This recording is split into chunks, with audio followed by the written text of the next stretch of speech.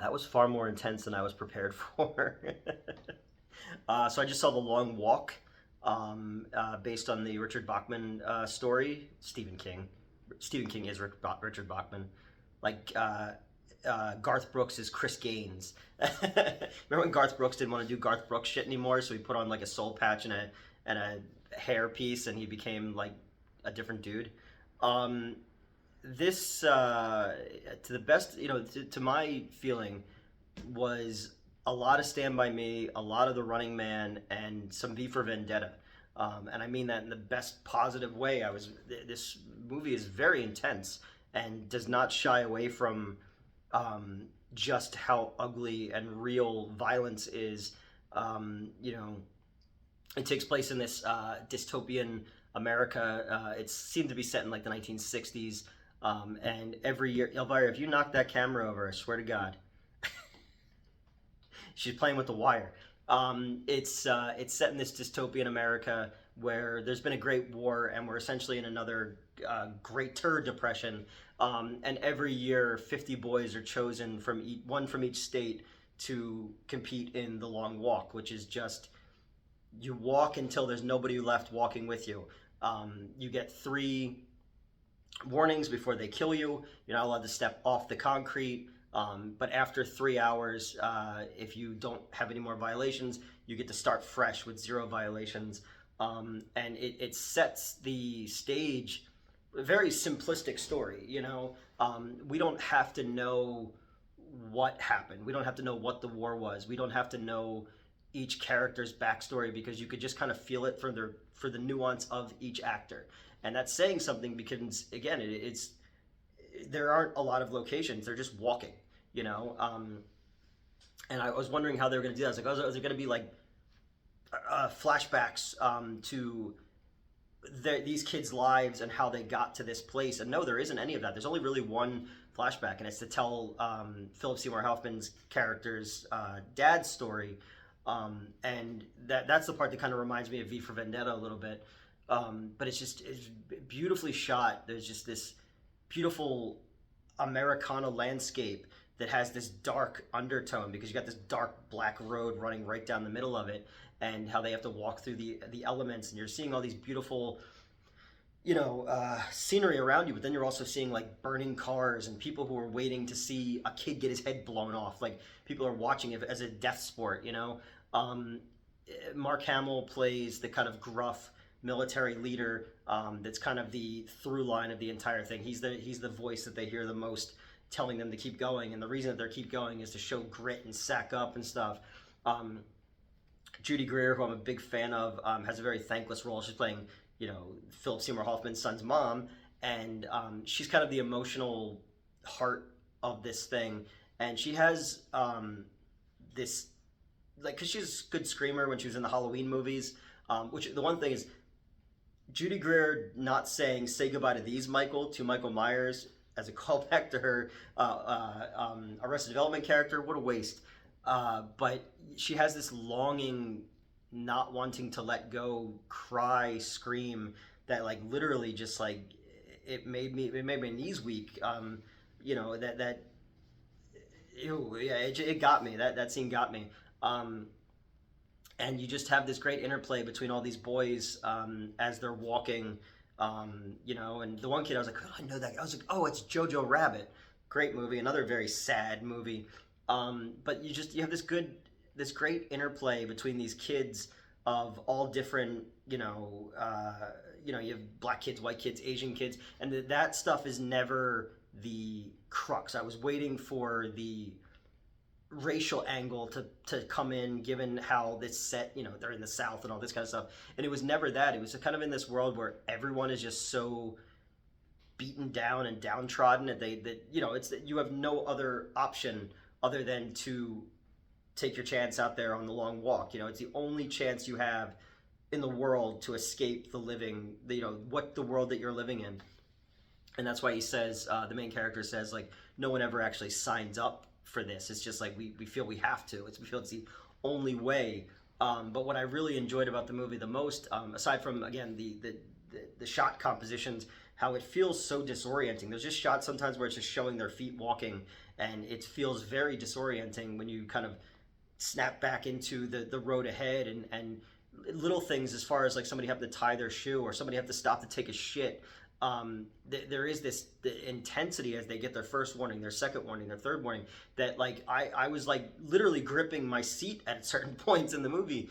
But then you have these moments a lot like Stand By Me where you just have these kids talking to each other, and it's through that you get a lot of the backstory without needing the backstory. And I think in that it's a very, very well made movie. And I don't know why I didn't. I guess I was expecting something a little bit more along the lines of like a battle royale or something like that. But this is very stark, and the executions are brutal, like absolutely fucking brains blown out brutal. And even the worst characters, we don't want to see them die because we understand the situation and why they are the way they are. And then I like how sometimes they felt the need to not show the death, and it has a lot more impact than the ones that we do see a lot of times, because this is a character who's become part of the Musketeers, they called them. I really didn't expect to fall in love with this the way that I did. I didn't expect it to be as well written, as well shot, as well edited. The score is very minimal as well. It has all of the elements, you know, that you would get from Stephen King. I know, yes, the kid from Alien does feel like the Stephen King magical Negro character that he usually puts in things, and it weighs on it a little heavier than I would have liked. But for the most part, the interplay between those two leads, and every so often another kid will come up to the front and join the conversation. And yeah, it was intense. It was very, very intense, and you know, for some reason, not at all what I was expecting, and a hard movie to watch, like very hard. There were times when I was just like, no, like nah, you know. But yeah, very, very well done, very well made, and very intense and very thought provoking too. The idea of The Walking Dead, basically, you know, the idea that so many people, especially in this world, they don't get to choose how they go out. You know, these guys can at least go out on their terms, and that's very evident in the one kid who gets the nosebleed, and the Asian kid with the wife that you find out about it and stuff like that. It's just all these little scenes where it's like, okay, these guys went out, you know, on their terms. They couldn't go any further, but they go out with their heads held high. They're not on their backs. They're not, you know, they're not cowards running away, because the ones who run away, their deaths is more flat, you know. But yeah, no, this was intense. This was a very, very cool way to make a movie with very limited, you know, scope, but also a lot of scope. Usually you think about a movie like this. There's a movie with Casey Affleck and Matt Damon. I think it's called Joey or something like that, where it's just two dudes walking in the desert, and it's that same thing where the conversation of these characters is what draws you into it, and you know, you want to learn more about these people, and you also feel sorry for the situation they're in. You understand the magnitude of the situation that they're in. Yeah, it was intense. I was walking I was walking back to my car, or back from my car, and just thinking about, like, you know, the kid who twisted his ankle, or you know, the one who had to stop to take a shit and stuff like that, and just you just like, I can't imagine what I would do in that situation. One kid, the bottom of his shoes give out, so he just has to walk in his socks the rest of the way, and it's like, I don't know if I would be able to do. I know I wouldn't be able to do that. I know, but you'd be in a position where you have no other choice. You know, the condition of the world that you live in has given you no other choice than to be out there and to do this thing. And I like how each of them kind of gives what their wish would be, and you get a little insight into their characters in that.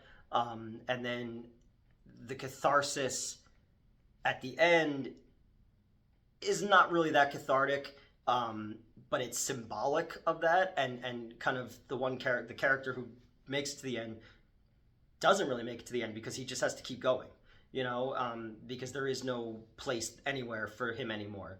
And that was rough. That was very, very fucking rough. and you, I don't know, I was affected by it, and I didn't expect to be affected by it, but it did. It left me with this weird feeling inside of like, wow, that was really, really good, and also really, really fucking horrifying and sad, and it's not a traditional horror movie, but it is a horror movie. It's a body horror movie and a psychological horror film, wrapped into one, and I always like hearing Mark Hamill say "fuck" too. It's always like the Joker and Luke Skywalker cursing is always funny to me. But yes, that's it. The Long Walk, based on the Richard Bachman story. I should probably read it now to see what the differences are. There is a new Running Man coming out this year, which is more in line with the original story and not the Schwarzenegger film. But Edgar Wright's directing it, so I'm very excited for that one. But yeah, I don't know. Let me know. Did you see this weekend? What did you think of it? It was very intense, very sad, very sobering, very raw, for a Hollywood film, like this, to kind of give you type of it's not even an adrenaline rush. It's not a dopamine hit. It's not like a fun type of thing. It's this like nerve wracking. Like you're becoming as emotionally taxed as these poor characters as they're falling asleep, but they have to still keep walking. So yeah, if you dug Stand By Me, if you dug The Running Man, if you dug V for Vendetta, check this one out. Let me know what you thought of it. Non what's your favorite non Stephen King story, Bachman stuff? I remember Rage for the longest time was like spoken of like in hushed tones because it was about like a school shooting and stuff like that back before, that was something that just happens every day in America. And reading it, it's like, oh, okay, this feels like Stephen King once you get into it. But yeah, I don't know. This was good. It was sobering. It's not a good time at the movies, but it's also an incredibly well made movie.